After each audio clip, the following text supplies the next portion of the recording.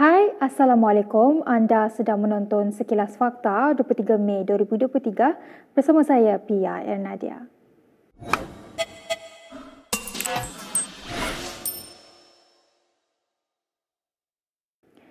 SPRM dilaporkan telah memanggil anak kepada seorang bekas Perdana Menteri bagi membantu satu lagi siasatan berhubung aktiviti perniagaannya.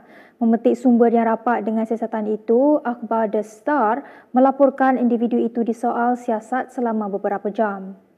Utusan Malaysia pula melaporkan individu berkenaan adalah anak kepada seorang bekas Perdana Menteri. Dia dipanggil untuk disoal siasat pada pukul 10 malam di Ibu Pejabat Suruhanjaya itu di Putrajaya. The Star berkata nama lelaki itu disenaraikan dalam Panama Papers tetapi tidak dapat dipastikan jika SPRM sedang meneliti dakwaan yang dibuat dalam dokumen tersebut. Panama Papers merujuk kepada kebocoran besar sebanyak 11.5 juta dokumen yang didedahkan daripada firma guaman yang berpangkalan di Panama pada 2016.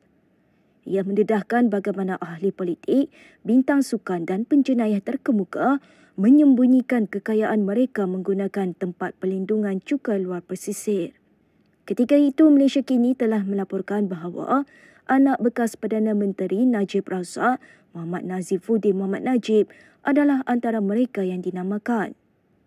Turut dinamakan ialah Fakri, anak sulung bekas Perdana Menteri Muhyiddin Yassin, serta Mirsan, anak sulung bekas Perdana Menteri Dr. Mahathir Mohamad. Minggu lalu bernama melaporkan SPRM sedang menyiasat seorang bekas Menteri Kanan dan ahli perniagaan terkemuka bergelar Tan Sri atas dakwaan penyelewengan dana negara bernilai lebih 2.3 bilion ringgit. Perdana Menteri Anwar Ibrahim hari ini berkata kerajaan sedang mengkaji untuk meminda atau membatalkan semua undang-undang yang bercanggah dengan keputusan Majlis Raja-Raja Melayu berhubung penggunaan kalimah Allah. Beliau berkata langkah berkenaan adalah sebahagian daripada usaha kerajaan untuk memastikan ia tidak boleh dipertikaikan lagi di mana-mana mahkamah.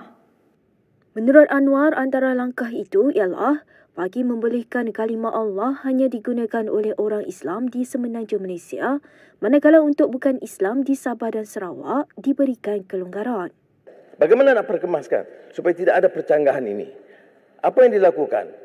Tuanku Yang di-Pertuan Agong memperkenan supaya Ketua Jemaah Menteri dan kita akan rujuk kepada Majlis Kemajuan Islam yang dipengerusikan oleh Bahdul Yang Maha Mulia Tuanku Sultan Selangor akan memberikan beberapa pandangan memperkemaskan peraturan ini supaya keputusan muktamad tidak boleh dipakai di Semenanjung, boleh dengan ruang tertentu, syarat tertentu Sabah dan Sarawak dan insya-Allah akan dibentangkan dalam Mesyuarat Raja-Raja Melayu pada bulan Julai nanti.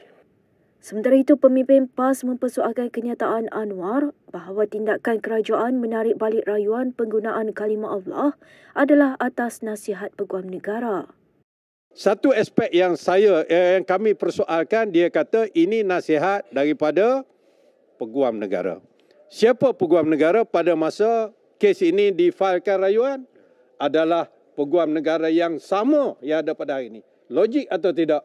Orang yang sama dulu nasihatkan kerajaan, masukkan rayuan, sekarang ni nasihatkan kerajaan untuk tarik balik rayuan. Menasabah atau tidak? Kita tak dengar kenyataan daripada Peguam Negara lagi. Itu kita serah pada Peguam Negara menjawab perkara ini. Isu kalimah Allah hangat diperkatakan apabila kerajaan bertindak menarik balik rayuan terhadap keputusan Mahkamah Tinggi berhubung hak seorang penganut Kristian dari Sarawak, Jill Island, menggunakan kalimah Allah dalam pembelajaran agamanya. Berita seterusnya, kerajaan membelanjakan lebih 6 juta ringgit untuk menganjurkan Majlis Rumah Terbuka Aidilfitri Malaysia Madani bersama Perdana Menteri Anwar Ibrahim di 3 negeri iaitu di Kedah, Kelantan dan Terengganu. Menteri di Jabatan Perdana Menteri Hal Ehwal Sabah, Sarawak dan Tugas-Tugas Khas Armizan Muhammad Ali berkata demikian dalam satu jawapan bertulis di Parlimen. Kata Armizan dalam jawapan itu, majlis itu menelan kos sebanyak 3.1 juta ringgit di Kedah, manakala acara yang sama di Kelantan dan Terengganu masing-masing melibatkan kos 1.5 juta ringgit. Bagaimanapun terdapat perbezaan kos sebanyak RM200,000 dalam jawapan tersebut, apabila Armizan menyatakan kos keseluruhan penganjuran rumah terbuka Aidilfitri di 3 negeri tersebut ialah sebanyak 6.3 juta ringgit, sedangkan pecahan yang diberikan hanya melibatkan 6.1 juta ringgit. Dia berkata demikian bagi menjawab soalan Ahli Parlimen Pasir Mas Ahmad Fadli Syari yang meminta Perdana Menteri menyatakan perincian kos rumah terbuka Malaysia Madani di 6 negeri. Dalam pada itu, Armizan turut membandingkan penganjuran rumah terbuka Aidilfitri ketika pentadbiran Perdana Menteri sebelum ini, Ismail Sabri Yaakob, yang menelan kos 11 juta ringgit yang diadakan di Seri Perdana Putrajaya. Menurutnya, dalam masa yang sama, penganjuran rumah terbuka Malaysia Madani memberi peluang kepada peniaga kecil tempatan menjana ekonomi sebagai penyedia perkhidmatan dan makan minum sepanjang majlis berlangsung.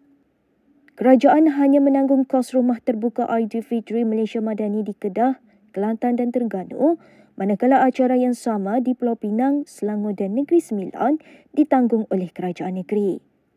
Armizan tidak mendedahkan kos rumah terbuka Aidilfitri Malaysia Madani di 3 negeri pimpinan Pakatan Harapan.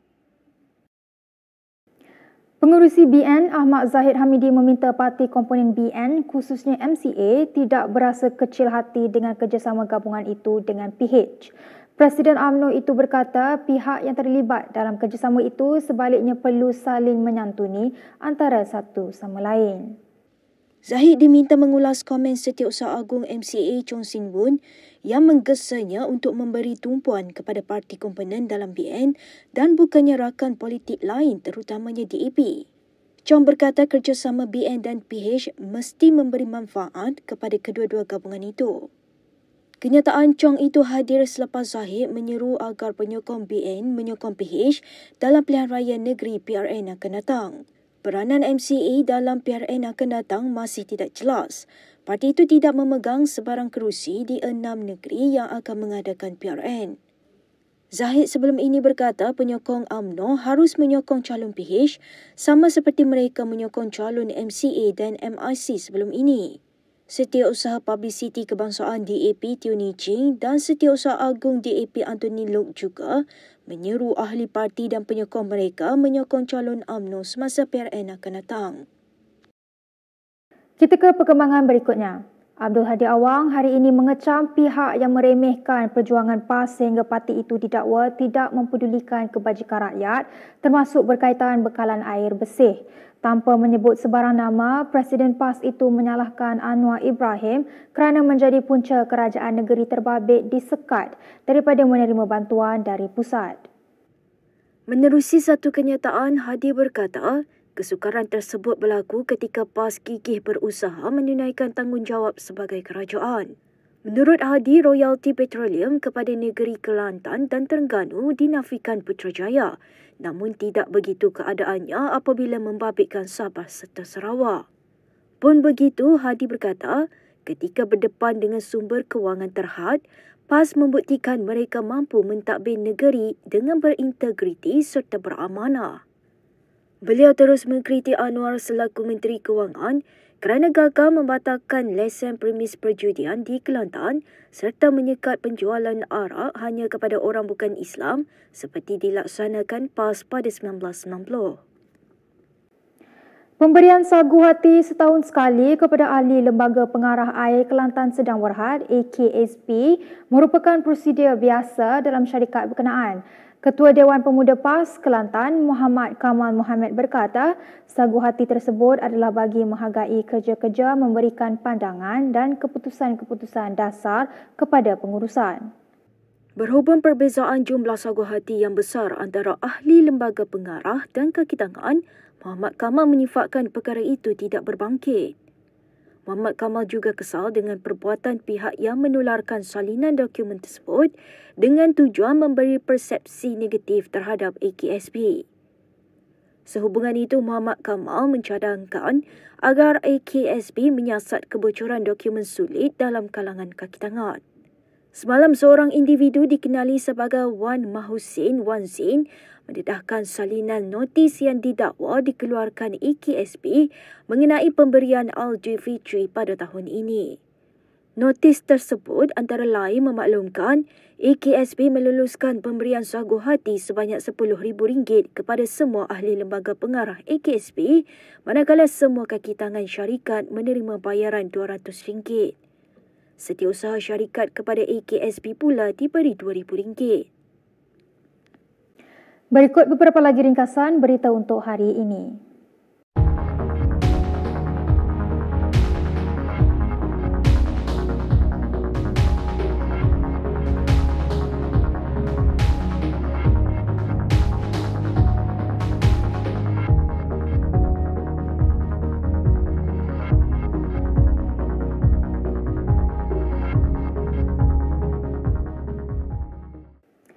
Sekian saja daripada saya, Pia Nadia, untuk Sekilas Fakta. Untuk lebih banyak berita, anda boleh melayari kinitv.com. Anda juga boleh mengikuti kami di Instagram, Twitter, YouTube dan Facebook.